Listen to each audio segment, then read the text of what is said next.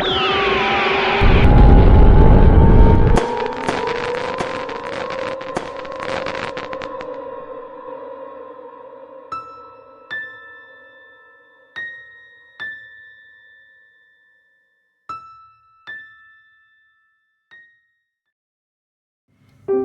kedalaman hutan tropis yang rimbun dan lebat, di mana sinar matahari sulit menembus kanopi yang rapat, hiduplah seekor iguana bernama si lemas.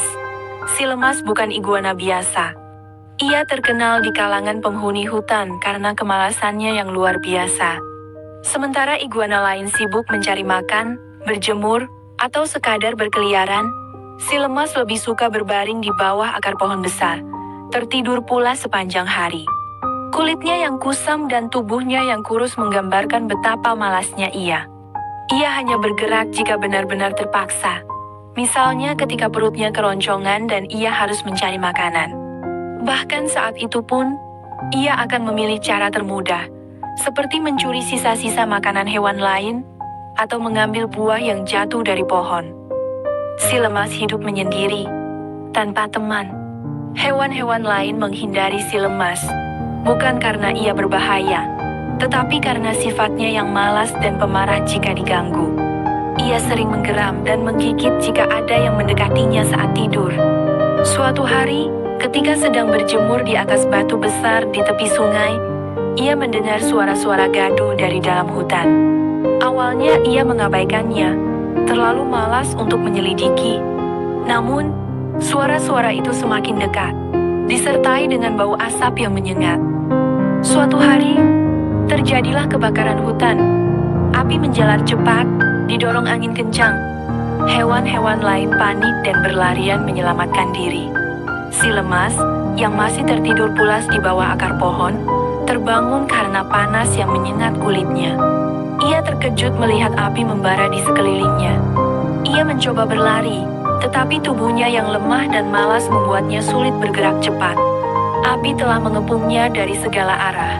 Kepanikan mulai menguasainya.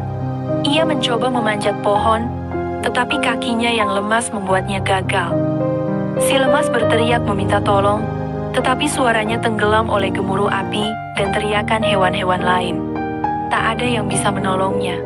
Ia terjebak di tengah kobaran api yang membesar. Asap hitam memenuhi paru-parunya, membuat napasnya sesak. Dengan sisa-sisa tenaga, ia mencoba merangkak menjauhi api, namun api terlalu cepat. Dengan putus asa, si lemas merangkak ke sungai kecil di dekatnya, berharap bisa memadamkan api di tubuhnya.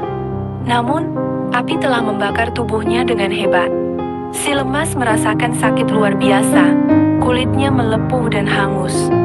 Ia merintih kesakitan, menyadari bahwa ia telah membayar mahal atas kemalasannya.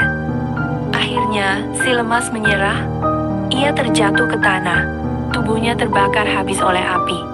Kehidupan si lemas berakhir tragis, di tengah kobaran api yang menjadi saksi bisu atas kemalasan dan kesendiriannya.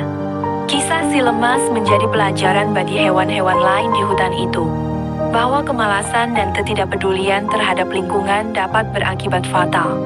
Hutan itu kembali hijau, tetapi kisah si lemas tetap dikenang sebagai pengingat akan pentingnya kerja keras dan kewaspadaan.